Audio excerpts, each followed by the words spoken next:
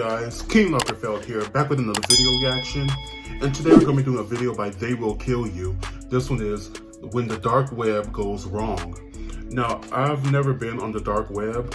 I've heard it's a very dangerous place, a very weird place, where people can buy things that, are kind of inappropriate.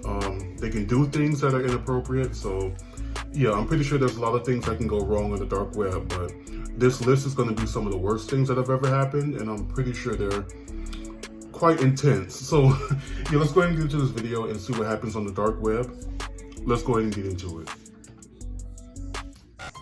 Number 7. Adrian Fry. In 2016, Minnesota teen Alexis Stern sparked up an online relationship with a man by the name of Adrian Fry, a 20-year-old British accountant in training who regularly streamed video games online. The couple maintained an entirely internet-based relationship for the next 2 years. Then in March of 2018, Fry reportedly flew from England to Big Lake, Minnesota, and they met up, of course. Rented a room at a That's hotel where it goes Stern's wrong. house. During the course of their first in-person meetup, the young woman broke up with Fry, citing his increasingly controlling behavior. 4 months later, a dark web user named Mastermind365 contacted a secretive assassin-for-hire service called Camorra Hitmen, expressing his interest in arranging a kidnapping. A week over later, a breakup? Are you serious? Mastermind365 indicated that he'd changed his mind since his initial inquiry and instead sought to have their intended target murdered. The user subsequently transferred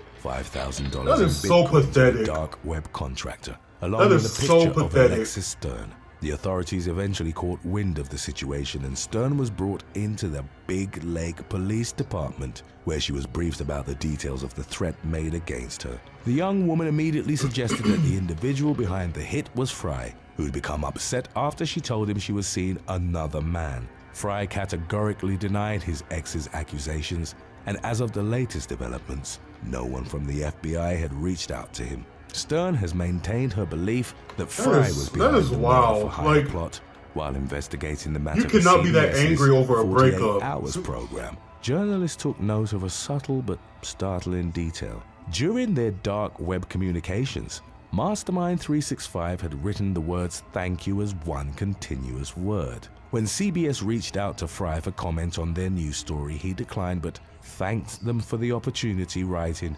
"thank you" as one word, in the same manner. Oh, and that's how they call them. Internet stalker. Yeah, that's how they call them. Good. Jones. That's crazy. That is wild. Within 2 years. That's why you don't date online. Illinois nurse Tina Jones. You never know who you're talking to. With one of her co-workers, who also happened to be married. At some point, however, Jones's lover broke things off between them, prompting her to seek revenge via the dark web. She hired a hitman County too? prosecutors alleged that the woman contacted the dark web-based organization known as Sicilian Hitmen International Network. Oh my goodness, y'all are getting this upset about breakups? Wife. During the course of her online interactions with the prospective hitman, she hired him to kill reportedly provided the wife? intended target's address and photograph, with instructions not to harm her husband. Over a 3-month period, the woman paid $12,000 in Bitcoin to cover the cost of the assassination. In April of 2018, however, oh my goodness, police received a tip about the sinister scheme and confronted Jones, who openly confessed to her crimes. It subsequently emerged like his wife did nothing to you. You don't even know this woman, and you want her dead services as was for her husband? Jones ultimately faced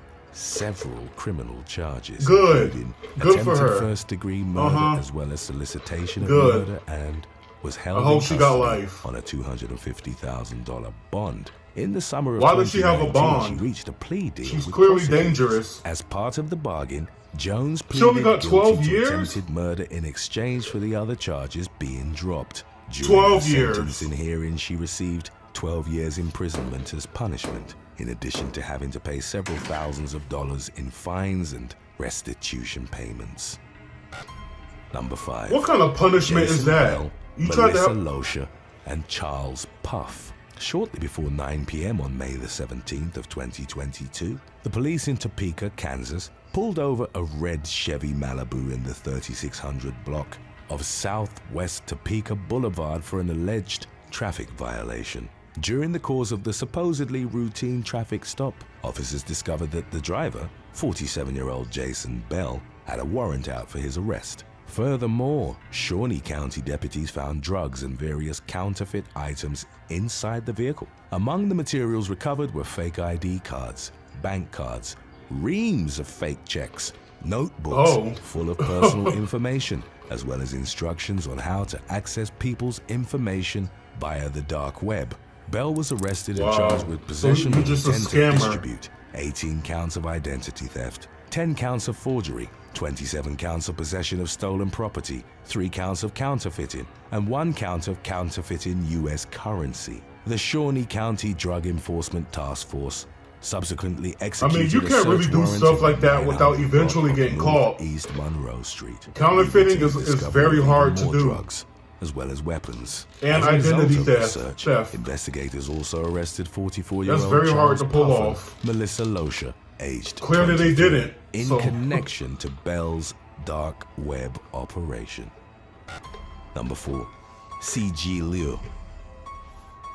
Between February the 15th and March the 5th of 2019, a 37-year-old Winnipeg woman was in contact with an individual operating on the dark web about illegally obtaining a chemical weapon for reasons that weren't revealed to the public. The woman, identified as C.G. Liu, reportedly placed an order for 10 milliliters of an unidentified toxin, as well as various pieces of protective equipment in order to handle the chemical safely. On March the 5th, what are you trying to do? Traveled south to Pembina, North Dakota, where she was instructed to pick up her illicit package. She presented a Nexus ID card to Border Patrol agents and indicated that she was going shopping for the day in Grand Forks. Her white Subaru Forester subsequently arrived at the parcel pickup location, where she reportedly provided a fake name, Julie Chen. She picked up 6 packages for her fictitious Julie Chen character and 1 package for C.G. Julie Chen, isn't that a TV host? Shortly thereafter, I think it is. Was intercepted by law enforcement agents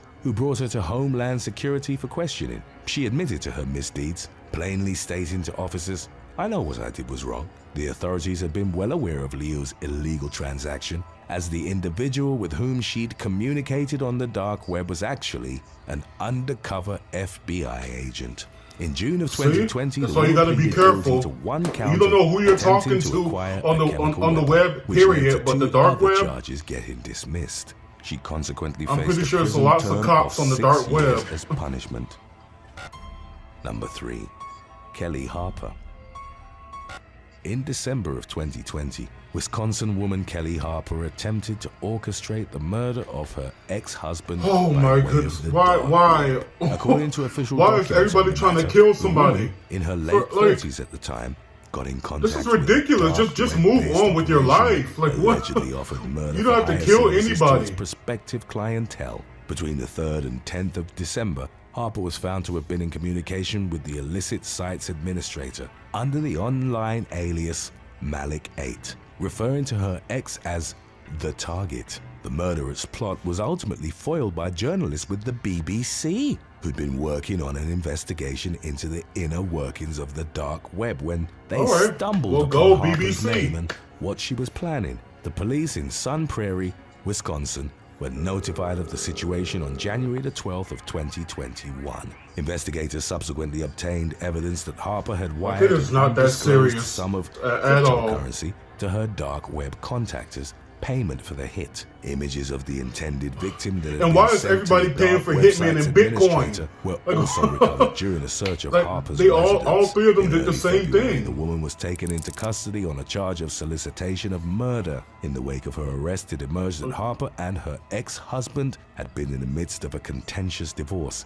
at the time she devised her murder plot. She'd reportedly levied accusations of abuse on the man, which were later found to be unsubstantiated, and he was never charged. In October of 2021, Harper pleaded guilty to her murder solicitation charge and was consequently sentenced to 6 years in prison.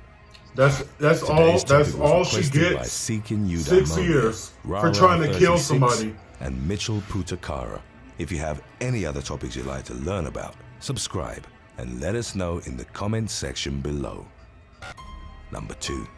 David Mitchell.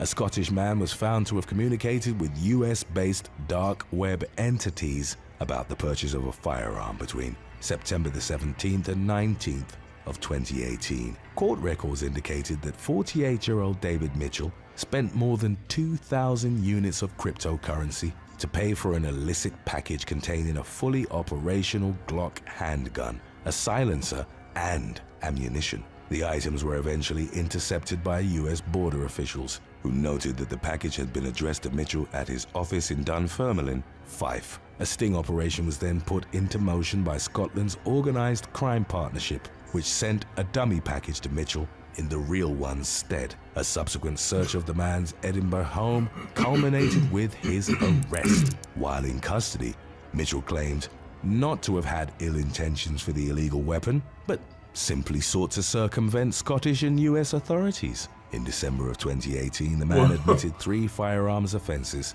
during a hearing in Edinburgh High Court the following month. I mean, is it illegal to have guns in Scotland? It's like 5 years behind bars for his crimes. Number 1. Chloe Ayling.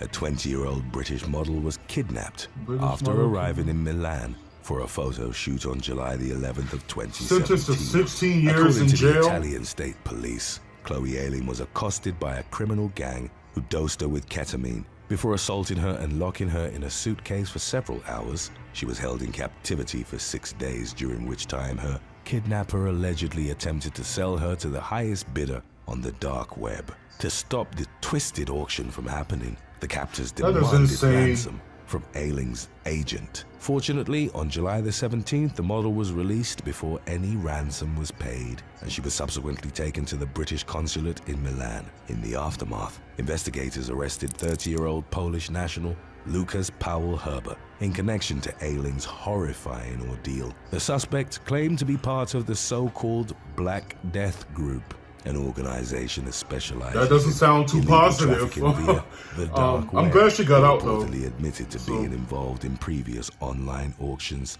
to sell abducted women. Auctioning off other human beings. At some point while she was imprisoned, what is wrong with people? Like, seriously? That their boss was upset about the fact that she had a child, as it was against the group's policy to sell mothers. The authorities have speculated that Ayling's motherhood was why she was ultimately released. In court, Herbert claimed you draw the line at mothers, but you'll still just kidnap people. Her financial burdens, an accusation she vehemently denied. In the end, Herbert was sentenced to 16 years and 9 months behind bars. Thanks for watching. Would you rather learn that there was an active dark web auction centered around your murder, or get into a taxi only to recognize the driver as a wanted serial killer? Let us know in the comments section below. I think with that question, I would choose the first one. I mean, I would want to know if people are trying to kill me. I mean, rather than getting into a taxi with somebody who likely will kill me, I would rather know that people are trying so that I can try to do something about it. But besides the question, yeah, that was just crazy. I mean, see, this is why you shouldn't go on the dark web. It's just a dangerous place. I mean, I'm pretty sure there's cops watching it all the time. But even if they aren't, there are a lot of creepy, terrible things that happen to people on there. You have cannibals and, you know, people that buy human meat, and people who sell videos of, you know, inappropriate stuff. You know, I won't say like what inappropriate stuff, but like just terrible videos, terrible snuff films and all that. So if you guys can avoid it, just stay off of the dark web. It's not worth the adventure. I mean, it's a level above the actual just regular internet, but it's still not worth it. Just stay off of it. It's pretty creepy. I'm sure there's some cool things on it, but other than that, just avoid it altogether. It's not worth the risk of going to jail, because yeah, that does happen a lot. But anyway, guys, not funny. Well, I'm so used to interesting video about the dark web. Anyway, guys, let me know what you thought about this video down in the comments below, and also let me know in the comments if you've ever been on the dark web and what it was like.